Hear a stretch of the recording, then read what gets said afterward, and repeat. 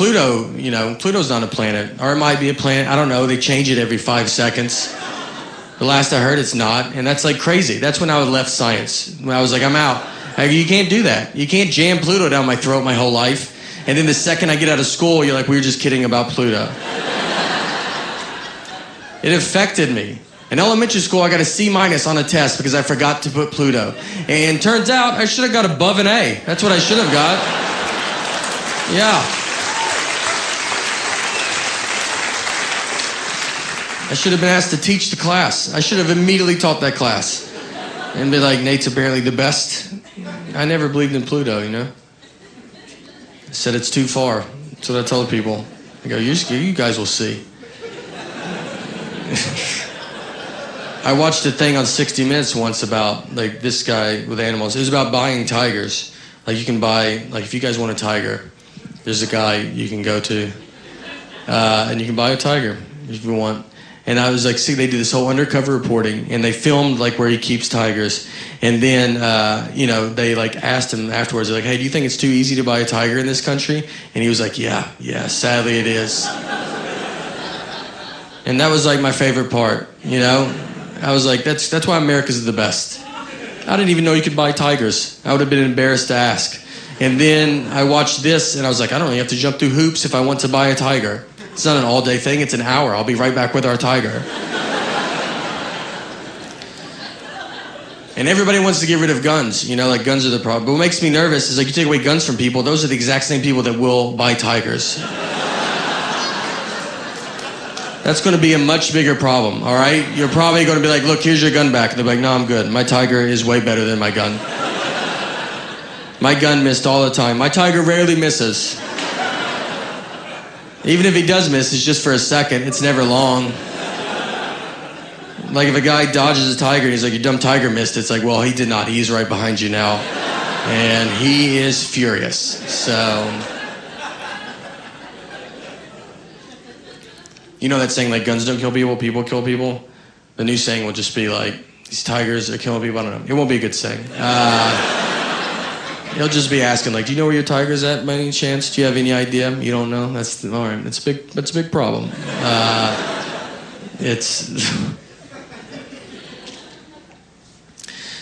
I love doing comedy, though. It's great.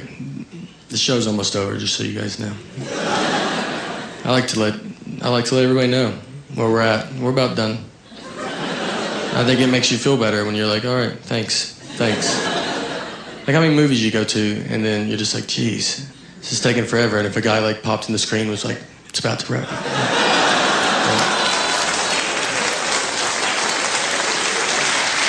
I know, 2 more seconds.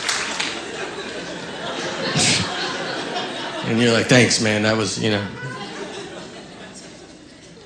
I love doing comedy. There was a time I was going to quit. I was going to quit early on. I tried, then there was no one to quit to. No one.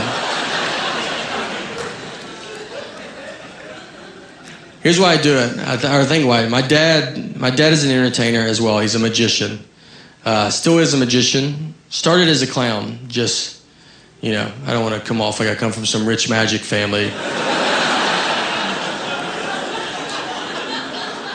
And I'm better than you guys. He paid his dues, his clown dues. It's weird when your dad's a clown. It's weird every day. I never trusted clowns, you know? Like, have you ever been yelled at by a clown? I have. Do you know how confusing that is to get screamed at by a guy who's got a smile painted on his face? You're like, is this not the same clown those kids are going to see outside? He was a clown till I was about 12 and 13. And that's about as long as you want your dad to be a clown. When you're 6 and 7, there's perks. Absolutely. By the time you get 12 and 13, kids at school are like, is he still doing that? You're like, you know, off and on. Was over the saying one fell swoop. Just over that saying. My wife and I, hold on, this is the last one. I just hear one in the background. Because you hear it from a far distance. And then it's like, he's going that way. Does it sound like he's going the other way, right? All right. Y'all are like, we don't even hear it. And I'm just up here. I mean, just haunts me for the rest of my life. every show, we're back and doing theaters, and I'm like, is that a helicopter? Do you guys hear a helicopter? Like, inside the building? I'm like, yeah, do you hear it? Does everybody hear it? Everybody get down. Everybody quiet down. Is that a helicopter in this?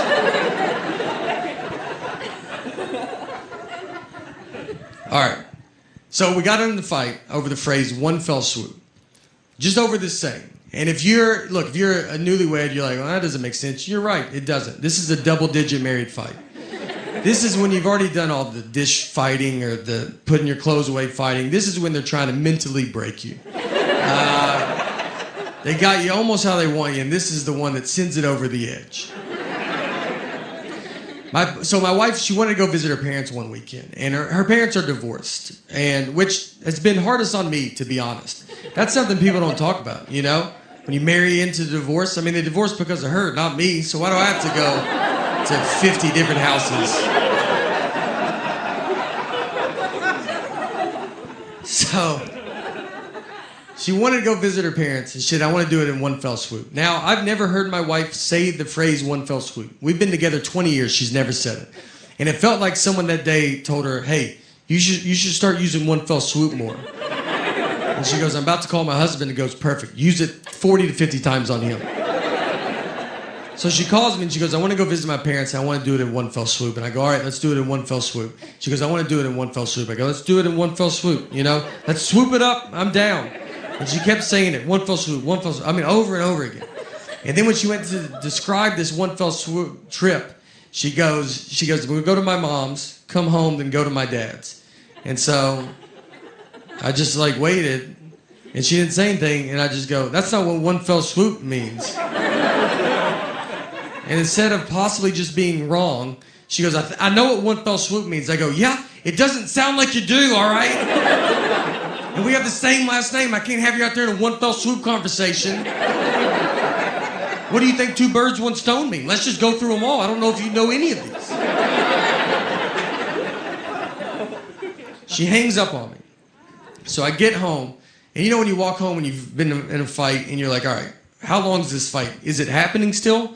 Is it over? I don't know. I got to fill it out, you know? She never uses words like sorry. I'd love to hear that. I mean, that's a word she definitely doesn't know what it means. And I say it all the time. I walk around the house with just a sack of sorries, just handing them out all day. I try to give her some, like, would you like to carry some of these? She's like, I don't have pockets, so I'm good. We didn't talk that whole night. I mean, we're just sitting there, our daughters, like, we're watching TV, eating, and I'm like, hey, you know your mom's crazy, right? And then she's like, did you do your homework, or you don't be dumb like your dad? And then your daughter's just like, are y'all lunatics? So I'm laying on the couch, and my wife just came over, and she kisses me goodnight, and then she went to bed. And that was it, you know? That was like, I felt like it was her sorry, I guess. But she didn't say it. And so I was like laid there, and I'm just thinking about it. And you think about it a lot, because you're like, all right. Because you learn, the longer you get married, sometimes it's like, just let stuff go. You know, who cares? And the next morning, I get up, and I kind of still wanted to talk about it. Because we didn't talk all night, you know?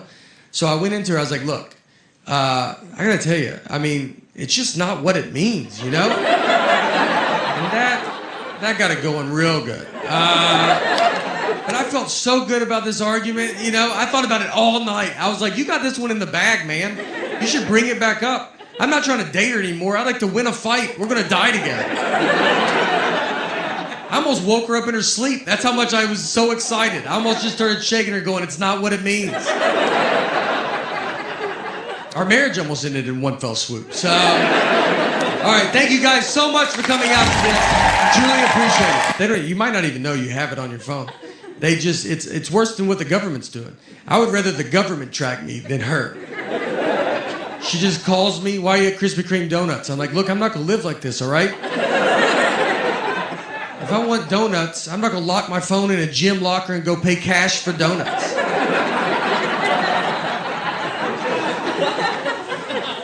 I've done it, but I'm not going to do it every time. God forbid I go to a store she has a coupon for. I mean, I'll be walking into the parking lot, just get a call, don't buy anything, I have a coupon. I'm like, do you think I'm going to come home and get that coupon? Is that what you think's about to happen? I'm going to try to pay more now that you called. I don't even know if Target allows that, but I'm going to try to negotiate up on this toothpaste. You better hope they don't ask me to round up. I'm rounding up. I hate coupons so much. And she's addicted to them. She will not let me leave. Like, I got a coupon. I'm like, I just feel so stupid. I'm buying deodorant, and I'm like, I don't have all the money, but I'm almost there. But I do have this coupon. One day, I hope to be able to pay full price. We are saving up as much as we can. One of the best fights we got in. Fight wasn't good, just ridiculous fight. Our daughter still sleeps in our bed too, and parents don't like that when you say it. They're like, you got to keep them outside, don't look at them. It's my fault. So we had a kid late in life. We have one kid, and so we're kind of hitting all the sites. And when I get home, travel a bunch, and I get home, I'd want us to all sleep in the bed together. And I've kind of built up a habit now, and it's happening. So it's tough though, because kids don't know how to sleep. I mean, she makes king bed feel like a twin. I'm on the edge. When I sleep alone in a hotel, I have to sleep with my head on the nightstand. It's the only way I know how to go to bed. She gets sideways, upside down. If you woke up upside down tomorrow, you would go to the hospital. She's also apparently going through menopause because she's the hottest human being that's ever lived. I'm not freezing at night. She just kicks all the covers off, and you're like, yeah, no, you go ahead. It's your bed. We're lucky to be in it. She's got to get out at some point, you know? I don't know. She'll be 37 years old. Hey, can I get in the bed with you guys? Her kids are upstairs asleep in their bed. Her husband left a while ago. He ain't gonna put up with that.